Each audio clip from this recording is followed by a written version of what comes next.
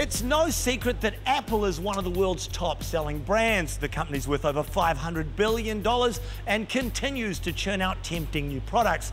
The only hurdle for most of us is the price.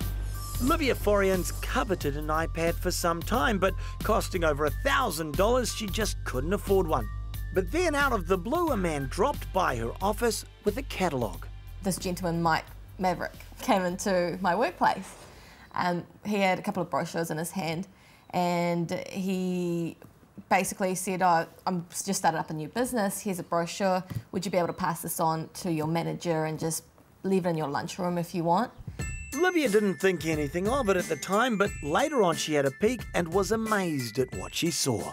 There was an iPad 3, which I've been wanting for a long time, for $349. And I sort of thought, well, that's impossible because even in the stores, they retail for $730. Intrigued, Livia sent him an email saying she might be interested. He then turned up at my work again without ringing, without notifying me. I said to him, "It's quite a cheap price for an iPad 3, are you sure it's genuine?" He said, "Yes, no, it's genuine Apple product." He said there's 1 year manufacturing warranty on it. That night she looked at the catalogue more carefully and noticed a few things like the payment method that began to make her think that maybe it was a scam. The products that are listed on this site can be purchased by direct deposit to a bank account. So it's another factor that added to this whole story. I mean, why wouldn't you accept credit cards if you are such a big company selling Apple products? In the warranties section, the company promised to repair or replace the product if it was a lemon. That really made alarm bells ring for Livia. I don't think I've heard any companies use that term before. Especially on the front, he spelt catalogue wrong. I mean, if it was a professional, legit company, I'm pretty sure they would not have spelling mistakes. It was at this point in time that Livia contacted Target to ask for our advice. We suggested she purchase the iPad and we'd follow the order through. So we gave Livia $349 to place an order and deposit the money into Mike Maverick's account. But she wasn't convinced the iPad would ever arrive. I just think there's something dodgy behind it, that's for sure. Something not right. So let's take a look at what's on offer at Foxconn Traders and compare their prices to leading retail outlets in New Zealand. Foxconn Traders is selling iPads for $349, but at Noel Leeming the same item would cost $1,029, and at Dick Smith $1,228. So who are Foxconn Traders? Well, according to the blurb in their catalogue, they're part of the Foxconn Group. Foxconn manufacture products for companies such as Asus, Sony and even Apple. They have 13 factories in 9 Chinese cities and are completely legitimate. But what about Foxconn Traders? Are they legitimate? Well, we couldn't find any listings on the company's office website where New Zealand companies are registered. And when we did a search of directors, we couldn't find anyone by the name of Mike Maverick.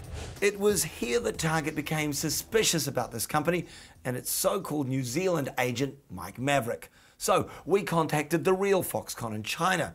Here's what they told us. We can be sure the above website doesn't belong to Foxconn and isn't used by Foxconn, and we will investigate it further and take some legal action against the website. So Foxconn have no idea who Mike Maverick is, have never heard of his company, and are pretty unimpressed that he's trading on their name. Could Livia be about to lose her money to a scammer? Earlier we heard how Livia Forian ordered a new 64-gig iPad 3 for just $349 from a company based here called Foxconn Traders. The iPad 3 retails for over $1,000 in New Zealand, so Livia was a little sceptical about whether or not the products were genuine. Something dodgy behind it, that's for sure. So before placing an order, Livia contacted Target, who, never wanting to pass up the opportunity to investigate a possible scam, told her to go ahead and order it. A week later, Livia got an email saying her iPad 3 had arrived and was at customs. The package is all here. I don't actually think it was going to come. But now that it's here, we've actually brought it to an Apple service provider to get it checked out and see if it is a real product. It does look genuine. We'll check the serial number and see what that comes up with. Yeah, that'd be good, thank you. The details do actually match. So it is a genuine. white one. What's really worrying and puzzling John is how Livia could have bought a genuine Apple product at such an incredibly low price. They're selling it to you a third of our buy price. There's just simply no way someone can legitimately sell a product, you know, approximately a third to a quarter of the retail price. Okay. It's very unusual. At the time when Livia bought her iPad, Mike Maverick asked her if she'd be happy to talk to others about her experience with Foxconn traders. What she hadn't bargained for was having her personal details given out to his new clients, one of whom even came into her work. So I was quite angry actually due to the fact that he has been handing my personal information out. So how does the scam work?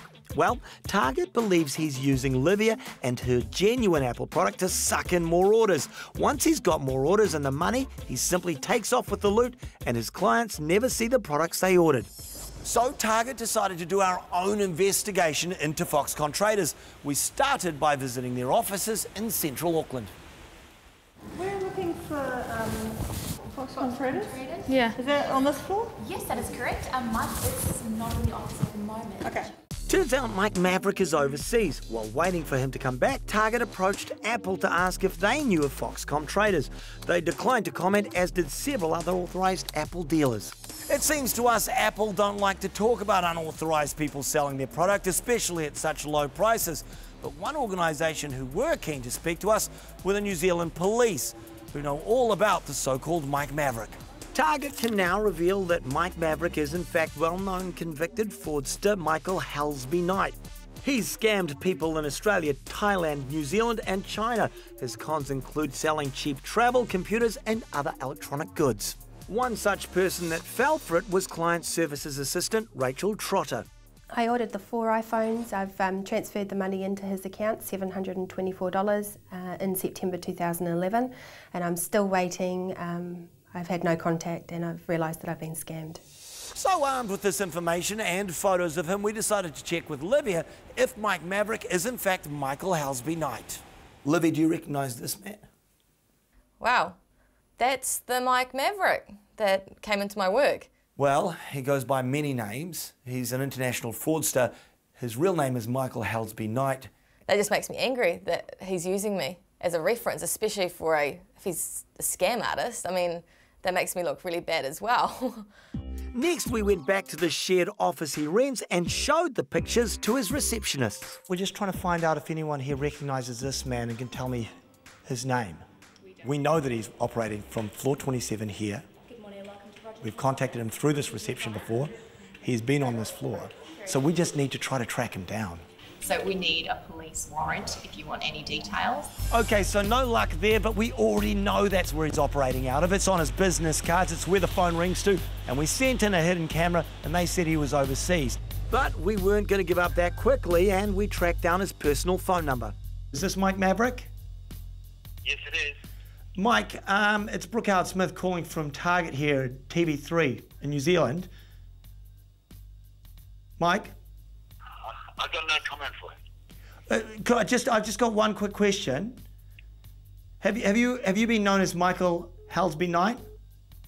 So we called back. Mike, hi, it's Brooke Howard-Smith here again. I'm sorry, goodbye, and don't call me again. Well, he obviously doesn't want to talk to us. The questions we want answered are simple. If he is Michael Halsby Knight, why is he calling himself Michael Maverick? Why is he using Foxconn's name without authorization? And finally, how many people have bought products and are still waiting for delivery? Livia was lucky, and thanks to her for bringing him to our attention. And if you believe you've been conned by this man, contact your nearest police station. Here's some Target tips to make sure you don't fall for a similar scam. Check if the company is really a company. Be wary of giving cash deposits. Find out where the goods are coming from and check it's a reliable source. And watch out for scammers like Mike Maverick. It's what they do for a living and they're out there waiting to get you.